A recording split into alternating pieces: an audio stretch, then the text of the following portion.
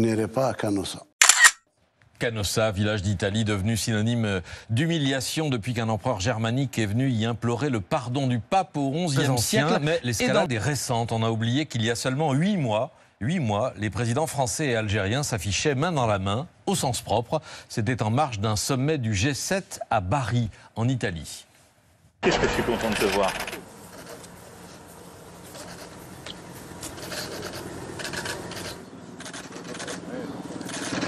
Qu'est-ce que je suis content, Emmanuel Macron et Abdelmadjid Tebboune. Le 13 juin 2024, les relations franco-algériennes ont toujours été sinusoïdales. Là, on était plutôt en haut de la courbe. Une visite en France du président algérien est alors programmée pour fin septembre, début octobre. Visite d'État annoncée par l'Élysée. Sur les questions mémorielles auxquelles on sait le régime algérien donne tant d'importance, la France se félicite des avancées de la commission mixte d'historiens que vous co-présidez, Benjamin Stora. Et puis tout s'est effondré un mois et demi plus tard. Les relations entre Paris et Alger sont indexées sur celles entre Paris et Rabat. La France qui avait réenclenché au début de l'an dernier un processus de réchauffement avec le Maroc commet alors l'irréparable aux yeux d'Alger, la reconnaissance de la marocanité du Sahara occidental.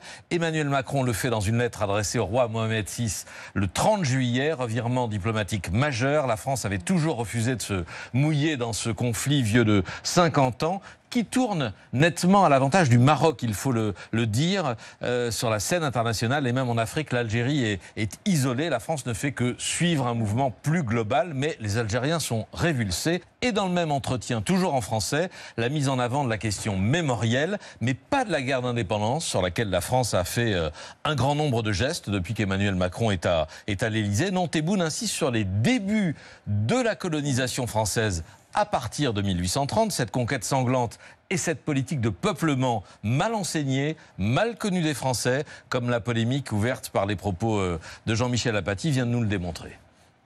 L'Algérie a été choisie pour le grand remplacement, le vrai grand remplacement.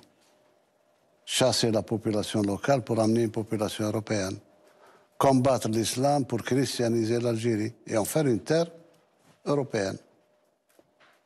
Avec des massacres, avec une armée de chaldis génocidaires.